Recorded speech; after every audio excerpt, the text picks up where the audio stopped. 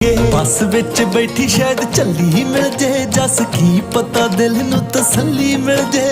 आखिरी कोई दीद ओदी पाया कल एक पिंड गेड़ा लाया तुरे जाते फिक्र मकाया चिड़िया नू कादा ए मलाल पुछांगे, गोलियां कबूतरां दे हाल पुछांगे।